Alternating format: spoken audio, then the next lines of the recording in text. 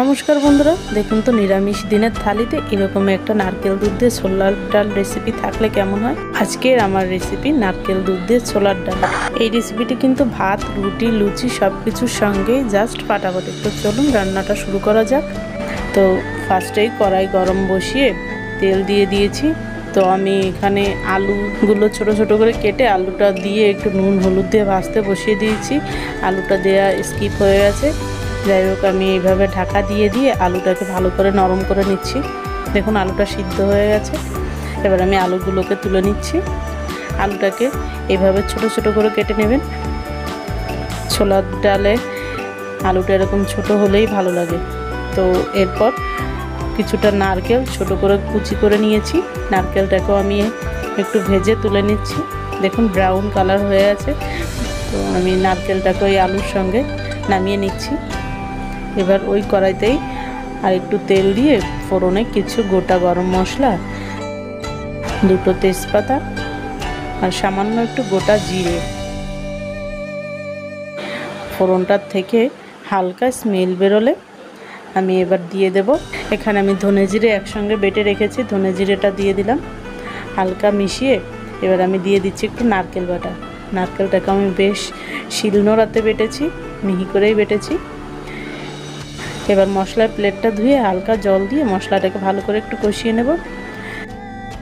দেখুন মশলাটা কষানো হয়ে আসলে আমি দিয়ে দিচ্ছি পরিমাণ মতো হলুদ, স্বাদ মতো নুন আর একটু জল দিয়ে দিচ্ছি। আমি এইভাবে মশলাটাকে ভালো করে একটু কষিয়ে নিচ্ছি। দেখুন মশলার থেকে তেল ছাড়তে শুরু করেছে, তার মানে মশলাটা আমার কষানো হয়ে আছে। এবার ভেজে রাখা আলু, নারকেলটা আমি দিয়ে দিলাম।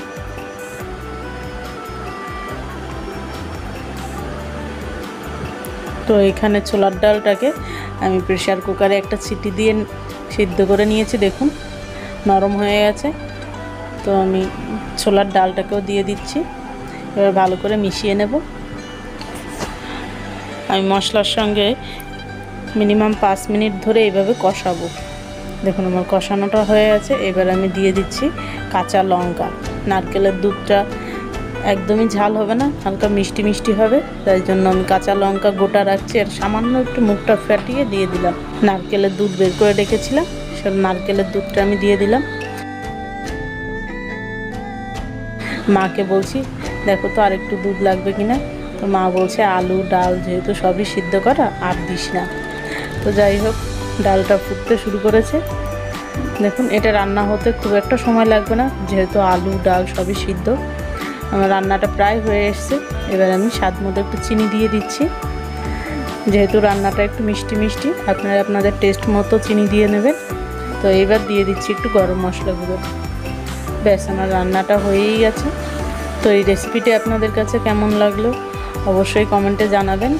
এইভাবে অবশ্যই একবার বানিয়ে খেয়ে দেখবেন। আর এই নারকেল কুচিটা এইভাবে ভেজে দিলাম, এর আলাদাই একটা স্মেল হয়, দারুণ লাগে। তো আমি ঢাকা দিয়ে কিছুক্ষণ রেখে দিচ্ছি, তারপরেই খেতে দেব। তো রেসিপিটি ভালো লাগলে চ্যানেলটি সাবস্ক্রাইব করবেন। নমস্কার।